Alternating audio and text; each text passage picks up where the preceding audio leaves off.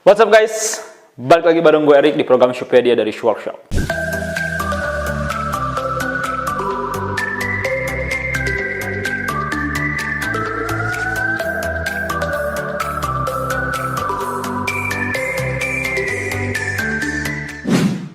Di program Shopedia kali ini, gue secara khusus mungkin gak bakalan ngebahas tentang teknis persepatuan atau mungkin teknis reparasi, tapi gue lebih pengen ke curhat ya. Tentang mungkin perkembangan fashion yang ya di zaman sekarang tuh makin berkembang gitu. Bahkan perkembangannya pun cukup pesat gitu, bahkan banyak banget berubah. Apalagi ditambah sama kayak media sosial kayak TikTok atau mungkin Reels Instagram dan shortnya di YouTube, bikin perkembangan fashion yang tadinya udah cepet, makin cepet lagi gitu. Seperti yang kita semua tahu, setelah di tahun 2022 kemarin, kita sempat ngetren yang namanya fashion casual vintage gitulah. Dan sekarang di 2023, lagi ngetren yang namanya fashion old money.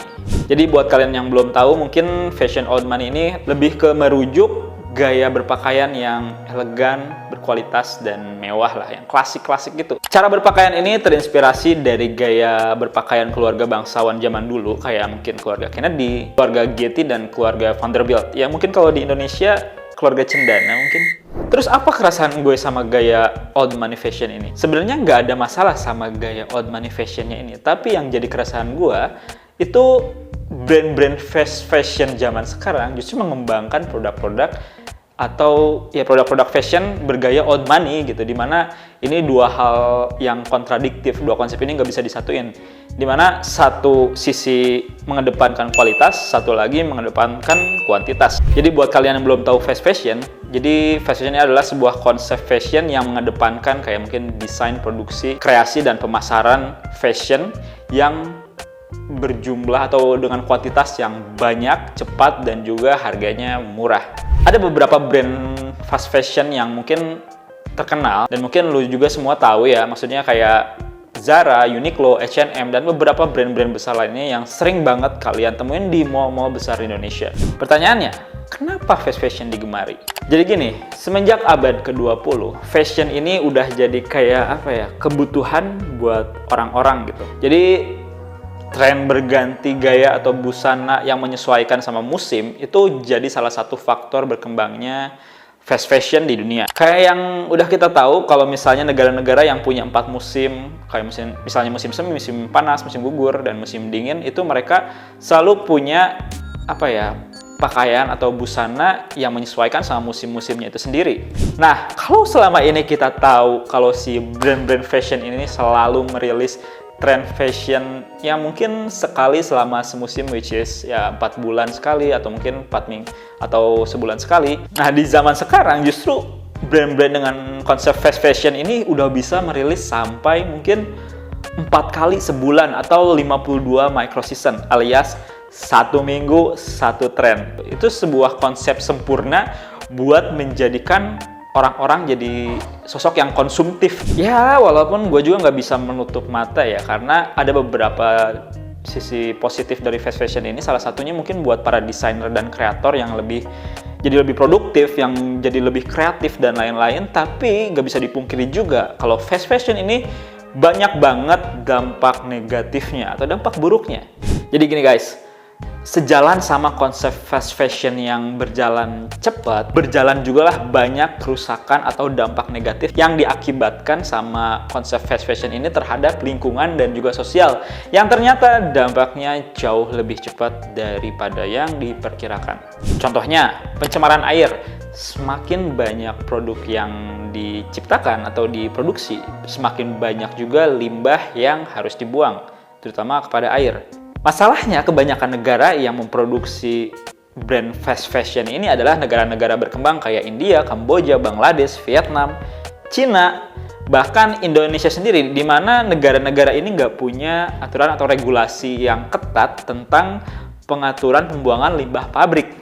Terus juga ada yang namanya polusi polyester. Bahan ini banyak banget dilirik sama brand-brand fast fashion terkenal karena banyak banget keunggulannya, yaitu pertama murah, bisa menyerap warna dengan baik, dan juga anti kusut. Makanya nggak heran kalau misalnya ada data yang nyatet kalau penjualan atau penggunaan polyester ini semenjak tahun 2000 itu di mana tren fast fashion pertama kali muncul, sampai sekarang itu peningkatannya drastis banget.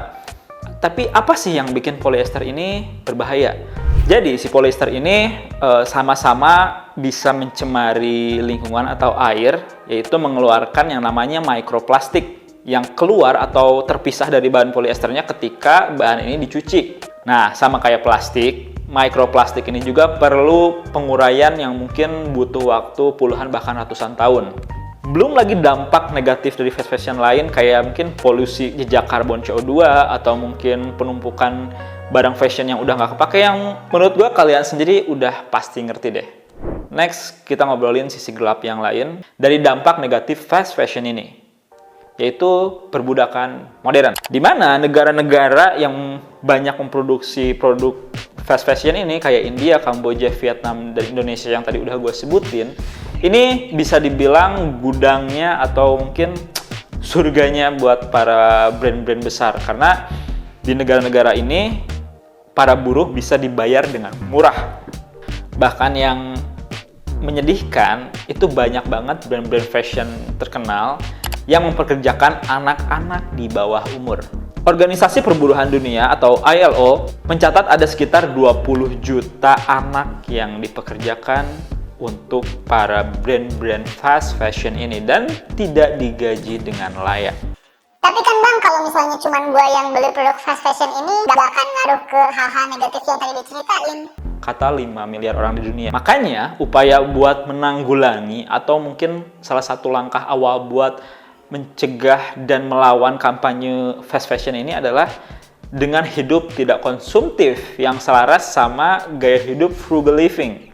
Alias sebisa mungkin beli barang seperlunya aja atau mungkin beli barang fashion yang timeless secara kualitas dan juga secara desain. Ya pokoknya yang awet buat dipakai dalam jangka waktu yang lama lah gitu. Salah satunya konsep fashion old money yang udah gue ceritain tadi di awal. Dimana mereka mengedepankan kualitas dari suatu barang fashion atau mungkin sepatu ya salah satunya untuk terlihat lebih mewah dan lebih elegan. Bukan cuma tampilan luarnya aja, tapi memang sepatunya bisa dipakai dalam jangka waktu yang lama. Serius deh, menurut gue orang-orang yang bener-bener menerapkan konsep old money fashion di kehidupan mereka sehari-hari ini menurut gue adalah orang-orang yang punya prinsip fashion yang kuat, terus frugal living, terus nggak FOMO, dan juga nggak konsumtif. Karena mereka tahu gitu, uang yang mereka keluarkan harus selaras atau berbanding lurus sama kualitas produk yang mereka dapatkan. Nggak gampang ke-trigger sama orang-orang yang bilang, kok baju lo itu-itu aja bro,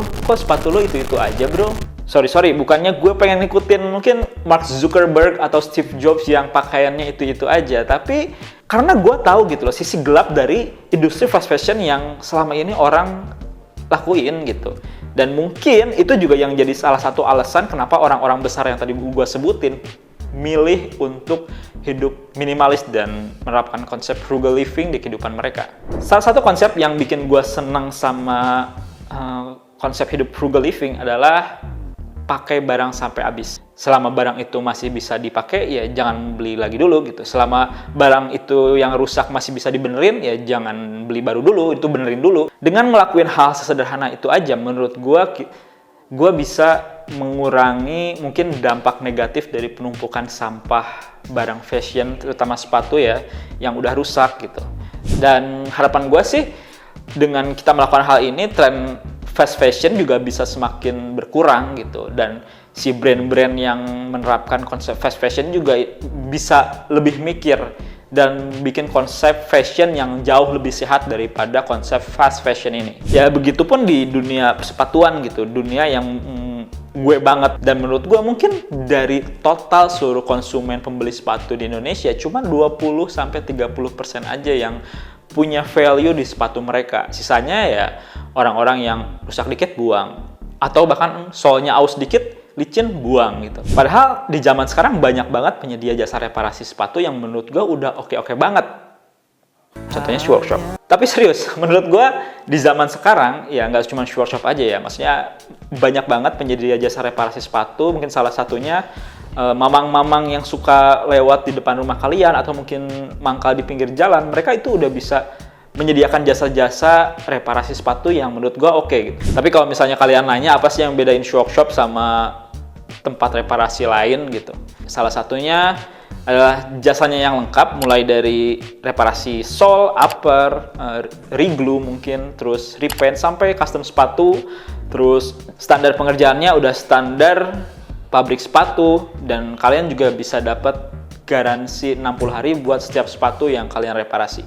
Jadi semua sepatu dan semua permasalahan ada solusinya. Mau sebagus apapun sepatu kalian, mau semahal dan semurah apapun sepatu kalian, tinggal konsultasikan aja ke tim customer service kita. Anyway, balik lagi ke pembahasan awal, jangan sampai kita terjebak sama FOMO akhirnya terus ikutin fast fashion sampai bumi ini rusak gitu sama penumpukan sampah. Bahkan kita bisa dibilang jahat karena turut andil membeli produk fast fashion, sementara kita tidak mempedulikan teman-teman kita atau saudara-saudara kita yang bekerja di balik industri fast fashion ini. Coba terapin konsep frugal living di kehidupan sehari-hari dan mungkin bentuk mindset reparasi kepada setiap barang yang kita punya, nggak cuma barang fashion kayak baju dan sepatu juga. Intinya, coba jadi pribadi yang lebih bermanfaat, dimulai dari hal-hal yang paling kecil, yaitu fashion. Kalau menurut kalian gimana? Apakah kalian punya pendapat sama gue tentang industri fast fashion ini? Atau mungkin kalian punya pendapat lain yang kita bisa diskusi di kolom komentar gitu, tentang industri fast fashion ini. Yap, segitu aja curhatan gue tentang keresahan dari industri fast fashion ini. Jangan lupa subscribe channel kita dan nyalakan lonceng notifikasinya supaya kalian gak ketinggalan video-video baru dari kita. Like dan share video ini jika bermanfaat. Gue Erik pamit undur diri, sampai ketemu di program Shoppedia berikutnya. Adios.